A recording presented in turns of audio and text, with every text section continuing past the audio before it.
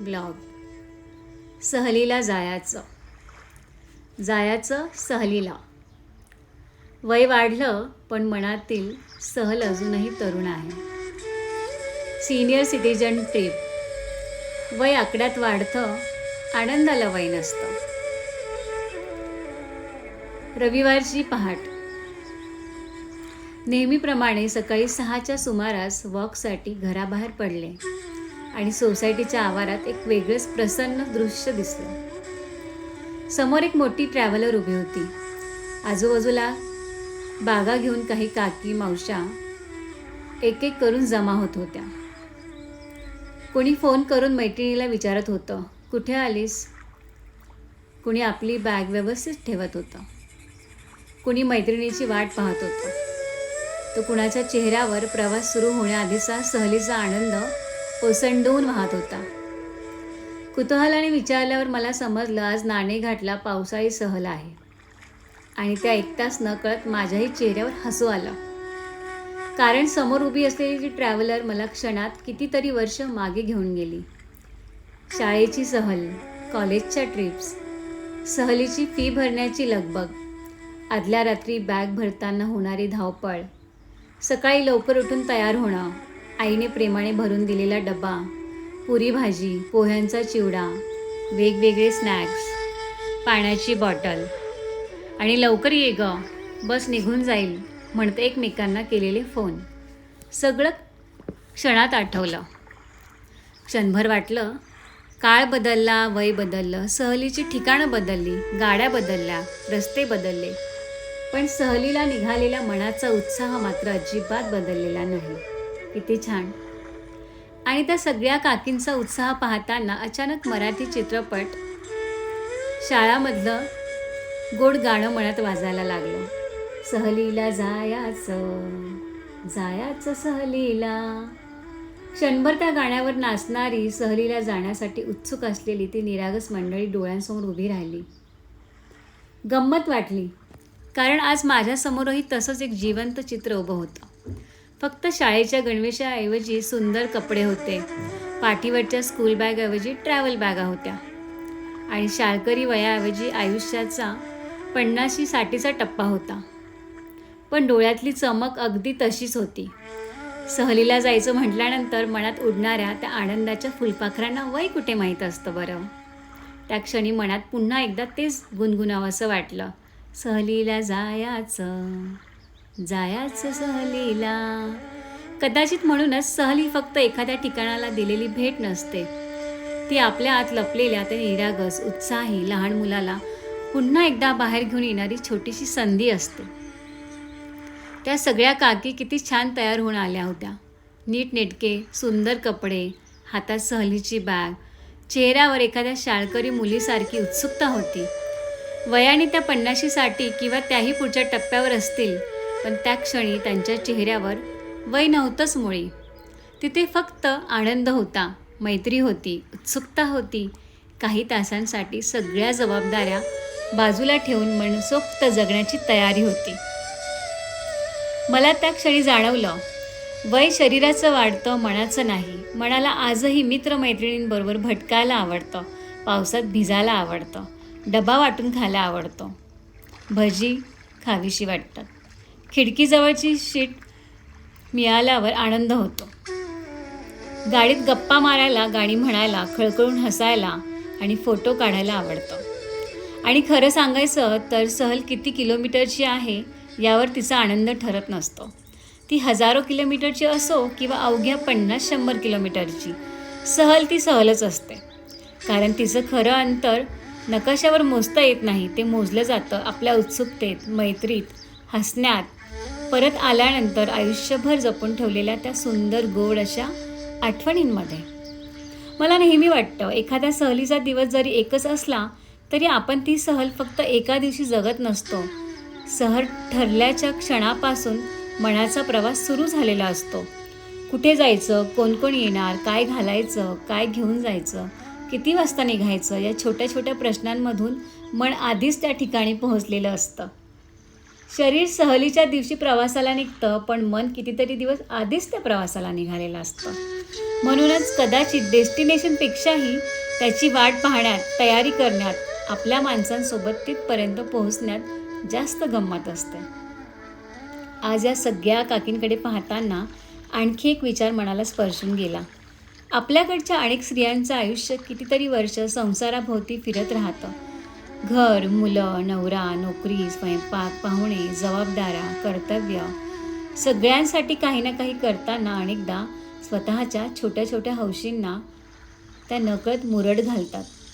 कधी मुलांच्या परीक्षा म्हणून सहल रद्द होते, कधी घरातली जबाबदारी आडवी येते, कधी आता या वयात काय असं म्हणून स्वतःला थांबवलं जातं. म्हणून आज या काकींना त्यांच्या मैत्रिणीसोबत बॅगा घेऊन सहलीला निघताना पाहिलं तेव्हा एक दृश्य मनाला आणखी सुंदर वाटलं. कारण आज त्या फक्त कुणाची आई नव्हत्या, कुणाची पत्नी नव्हत्या, कुणाची सासू नव्हत्या, कुणाची आजी नव्हत्या. आज त्या पुन्हा एकदा फक्त त्या स्वतः होत्या. मैत्रिणी होत्या, सवंगड्या होत्या, हसणाऱ्या, फिरणाऱ्या, पावसाचा आनंद घेण्यासाठी निघालेल्या त्या पुन्हा एकदा मनाने तरुण मुली होत्या. हो, तरुण मुली, अगदी तरुण मुली. आणि हे दृश्य पाहून मनापासून वाटलं, स्त्रीने आयुष्यभर सगळ्यांसाठी जगावं, पण त्या आयुष्यात थोडी जागा फक्त स्वतःसाठीही राखून ठेवावी. कारण स्वतःसाठी जगलेले काही तास स्वार्थ नसतात, ते पुढच्या कित्येक दिवसांसाठी मिळालेली ऊर्जा असते. या सगळ्यातला आणखी एक गमतीशीर आणि मनाला आनंद देणारा क्षण म्हणजे फोटो काढण्याचा.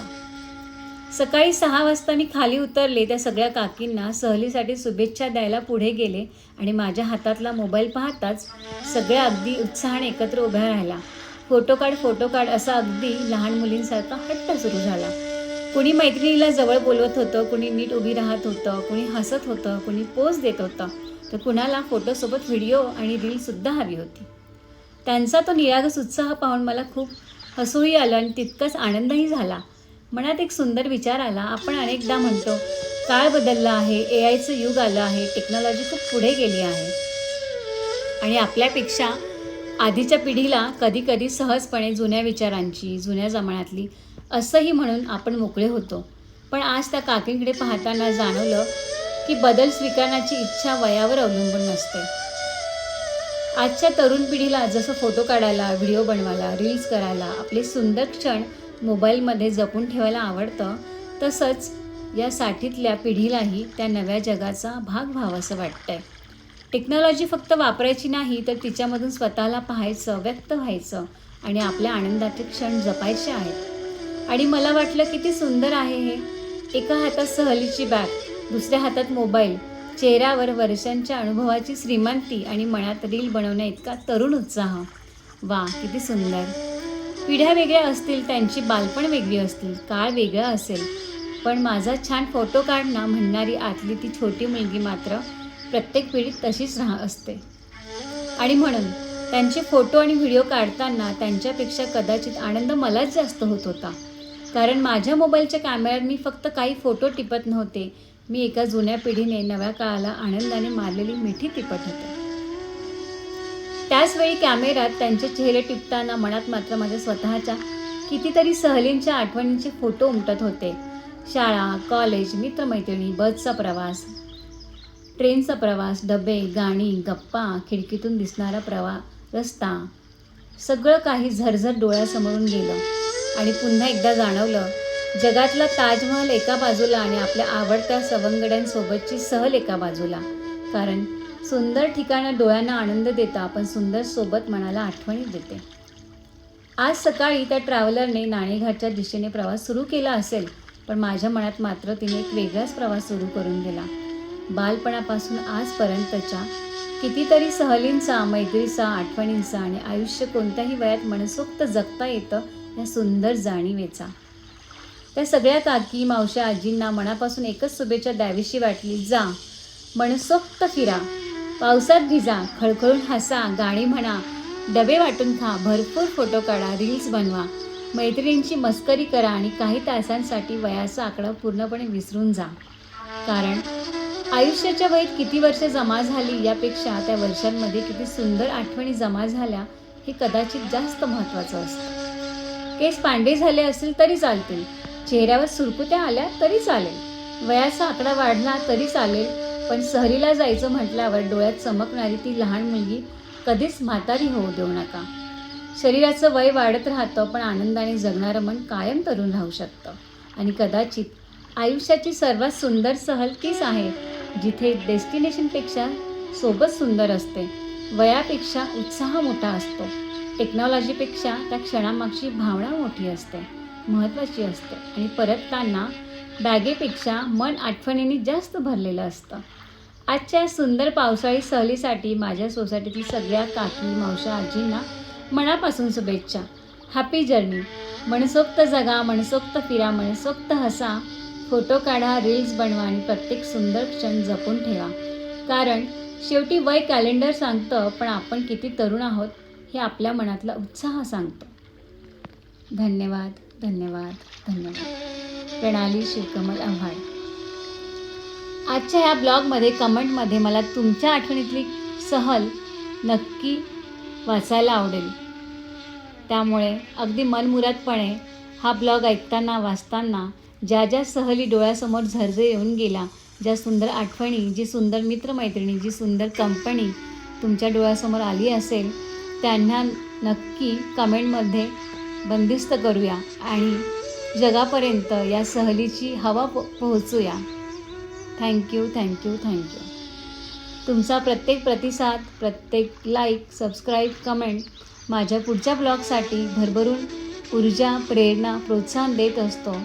त्यामुळे मनापासून तुमच्या या प्रेमाला, आशीर्वादांना, शुभेच्छांना मी स्वीकारते आणि तुमच्या ऋणात राहायला मला नक्कीच नेहमी आवडतं. त्यासाठी मनापासून थँक्यू.